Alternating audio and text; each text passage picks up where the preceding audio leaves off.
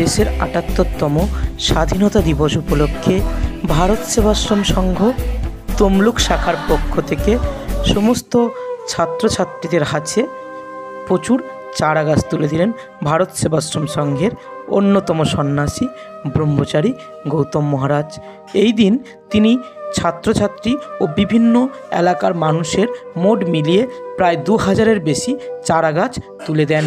ব্রহ্মচারী গৌতম মহারাজ বলেন, বিশ্ব উষ্ণায়নের ফলে পরিবেশের তাপমাত্রা ক্রমশ বেড়েই চলেছে, তাই প্রতি বছর একটু একটু করে গরম কিন্তু বেড়ে চলেছে।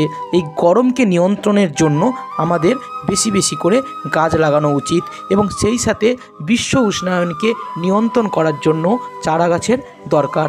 তিনি আরও বলেন, সঠিক সময় বর্ষা ঋতুকে আনয়নের জন্যও গাছের অপরিহার্য অবদান, তাই তিনি আরও বেশি বেশি করে গাছ লাগানোর জন্য সমাজকে আহ্বান জানান। তিনি এও বলেন যে গাছের মধ্যে দিয়ে কিন্তু আমরা সমস্ত জীবের সেবা করতে পারি। ভারত সেবাশ্রম সংঘের মহান প্রতিষ্ঠাতা শিবকল্পতরু যুগাবতার শ্রীমৎ স্বামী প্রণবানন্দজি মহারাজ সেবার মধ্যে দিয়ে নতুন সমাজ গড়ার আহ্বান দিয়েছেন। তাই তিনি বলেন যে গাছ লাগানোর মধ্যে দিয়ে কিন্তু আমরা সেই যুগাচার্যের বাণীকে সফল করতে পারি এবং যুগাচার্যের আহ্বানকে প্রতিটি সমাজের কোনায় কোনায় পৌঁছে দিতে পারি। এই গাছের মধ্যে দিয়ে কিন্তু আমরা প্রতিটি জীবকে সেবা করতে পারি। তাই আমাদের প্রত্যেকেরই উচিত বেশি বেশি করে বৃক্ষরোপণ করা। এই বৃক্ষ আগামী দিনে বড় রূপ ধারণ করবে এবং এই বৃক্ষের ডালে বিভিন্ন পাখি পক্ষ বাসা বাঁধবে, তার ফলে কিন্তু পরিবেশের ভারসাম্যতা বজায় রাখবে। তাই এই ছোট্ট ছোট্ট শিশুদের মধ্যে দিয়ে তিনি এক নতুন সমাজ গড়ার, নতুন পৃথিবী গড়ার আহ্বান জানান।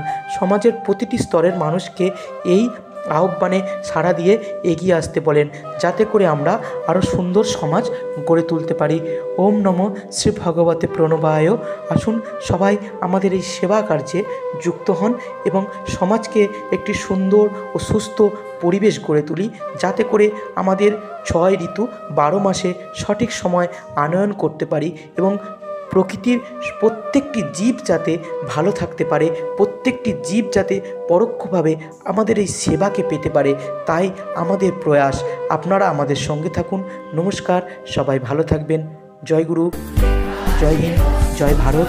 ভারতের ৭৮তম স্বাধীনতা দিবসে সবাইকে জানাই আন্তরিক শুভেচ্ছা ও অভিনন্দন। জয় হিন্দ, জয় ভারত।